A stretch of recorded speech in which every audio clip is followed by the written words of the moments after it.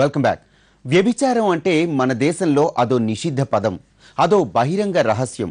తెలుసో తెలియకో, అవసరార్థమో ఆకలి కోసమో ఆ వృత్తిలో అడుగుపెట్టిన వారికి అదో ప్రత్యక్ష నరకం.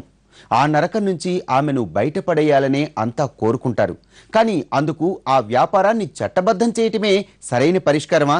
లైసెన్సులు ఇచ్చినంత మాత్రాన వారి జీవితాలు మెరుగుపడతాయా? చట్టం చేసినంత మాత్రాన వారి చీకటి జీవితాల్లో వెలుగులు నిండుతాయా?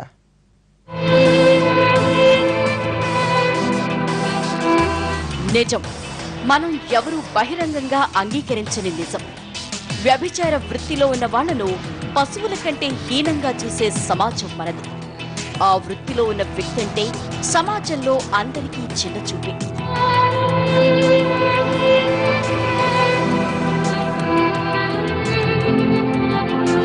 చీకట్లో పుట్టి, చీకట్లో గడిపి, చీకట్లోనే కలిసిపోయే జీవితాలు ఎన్నో ఏళ్లకేళ్లుగా తమకు ఆసరా దక్కుతుందేమోనని ఆశపడుతున్నాయి.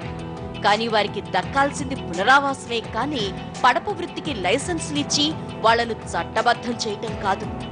ఎందుకంటే నరకంలో ఉన్నవారిని బయటికి తీసుకురావాల్సింది పోయి ఆ నరకంలోనే ఉండేలా వారికి పత్రాలిస్తామంటే ఎవరైనా ఎందుకు అంగీకరిస్తారు చెప్పండి?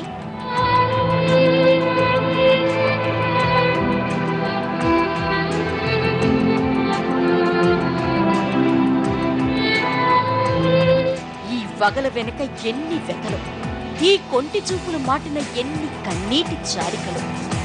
బతుకు పోర్లో వేరే దారి లేక అంగడి బొమ్మల్లా మారిన వీరంతా ప్రజాస్వామ్య పాలనలో నిర్లక్ష్యపు నీడలో అవమానాల జడివానలో నిలువెల్లా గాయాలై ఉండిపోతున్న పువ్వులు వీరు. మొదట్లో అవసరం వారిని ఈ తప్పుదారిలో అడుగులేంచినా ఒక్కసారి ఈ విషపు కోరలకు చిక్కాక నిలువునా కాల్చేసే ఈ వృత్తిలో కొన్నాళ్లు గడిచాక వెనక్కి చూసుకుంటే అంతా శూన్యం. తనవాళ్లు కూడా తమను దూరం చేసేంత పాపం తానేం చేసిందో తెలియక సమసమాజం నుంచి ఎదురయ్యే చిత్కారాల సత్కారాల్ని భరించలేక తన శరీరంతో ఆడుకునే క్రూరుల బాధలను పంటి బిగువున భరిస్తూ మౌనంగా భారంగా సీత వైపు పయనించే జీవితాలు కూడా.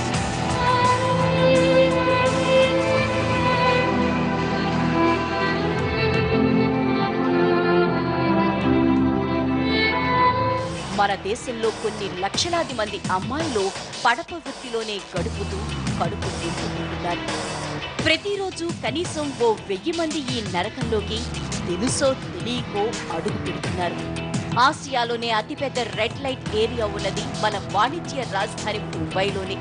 అంటే లక్షల కోట్ల వ్యాపారాలు జరిగే ఈ మహానగరంలోనే ఈ చీకటి వ్యాపారాలు కూడా సాగుతున్నాయి. ఇదొక్క ముంబై, కోల్కతాలకే పరిమితం కాదు. హైదరాబాద్, చెన్నై వంటి నగరాలతో పాటు పట్టణాలు, పల్లెల్లో కూడా ఈ వృత్తి కొనసాగుతూనే ఉంది. వ్యభిచారిణీలు, దేవదాసీలు, జోగినీలు, గర్ల్ గర్ల్స్ పేరు ఏదైనా ఆ జాబితాలో ఉన్నవారికి నరకమే దిక్కు. ఇంతకీ ప్రపంచానికి తెలియని విషయం ఏంటంటే ఈ వృత్తిలోకి ఎవరూ ఇష్టపూర్వకంగా అడుగు పెట్టరని. ఈక్వాలిటీ ఆఫ్ సెక్సెస్ ఉన్నప్పుడు equality of article 15 equality of sex guarantee చేస్తుంది. ఆ హక్కు భంగం అవుతుంది ఇటువంటి పనులు చేసినందువల్ల. ఇటువంటి చట్టం తెస్తే అది సుప్రీంకోర్టు ఎంత మాత్రం నిలదొక్కుంటుంది, విలువగా దాన్ని కాన్స్టిట్యూషనల్గా వ్యాలిడేట్ అని చెప్తుందంట. అవును, తెలిసి ఈ నరకంలోకి ఎవరు అడుగు పెట్టరు.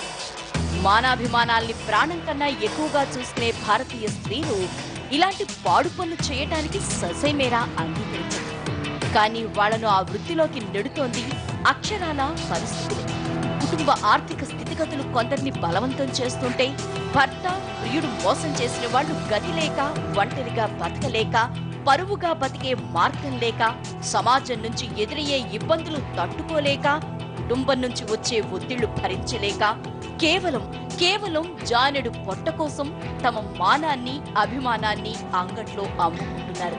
అసలు చట్టబద్ధం చేయడానికే కాన్స్టిట్యూషన్ అడ్డం వస్తుంది. ఎందుకంటే సెక్స్ని ఆధారంగా చేసుకొని, జెండర్ని ఆధారంగా చేసుకొని లాస్ చేయడానికి వీల్లేదు. ఇప్పుడు నువ్వు చేసే ఈ డిబాచరీ ప్రాస్టిట్యూషన్ అంటే మేల్ ప్రాస్టిట్యూషన్ కాదు కదా చేయడం, ఫీమేల్ ప్రాస్టిట్యూషన్ లీగలైజ్ చేయాలని ప్రయత్నం చేస్తున్నారని మహిళా కమిషన్ అడిగిందని చెప్తున్నారు. మహిళా కమిషన్ ఏ విధంగా అడిగిందో, దాని ద్వారా ఎటువంటి రైట్ టు లైఫ్ ఎఫెక్ట్ అయిందో అనేది అబ్సర్డ్ ఆర్గ్యుమెంటు. అది రైటే కాదు. అది ఇమ్మోరాలిటీ.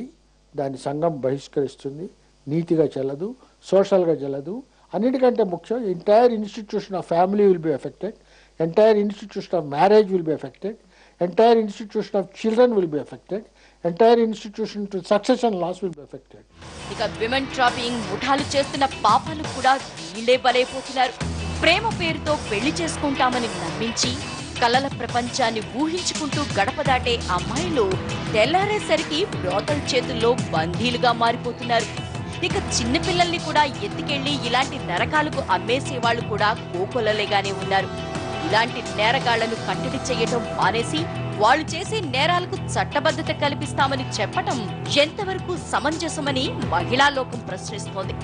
విధి ఆడిన వింత నాటకంలో బలైన ఎందరో అబలలు తమ కోసం, తమ పిల్లల ఆకలి తీర్చటం కోసం ఇలా చీకటి దారిలో అయిష్టంగానే అడుగులేస్తున్నారు. మహిళా సాధికారతకు పెద్దపీట వేస్తామంటూ కబుర్లు చెప్పే ప్రభుత్వాలు, వ్యభిచారం చట్టవిరుద్ధమంటూ రైడింగులు చేసే పోలీసులు ఎప్పుడూ వీరి కష్టాన్ని పట్టించుకోలేదు. నిజంగా వాళ్ళు అదే చేసి ఉంటే రోజుకు మరో 1000 మంది అమ్మాయిలు ఇలా బలైపోతూ ఉండేవారు కాదు. కనీసం ఈ వృత్తిలో ఉన్న మహిళలకు పునరావాసం కల్పించినా తప్పు చేసిన వాళ్ళు మరోసారి తప్పుడు ఆలోచనలు చేసి ఉండేవారు కాదు. స్టోరీ బోర్డులో మరో షార్ట్ బ్రేక్.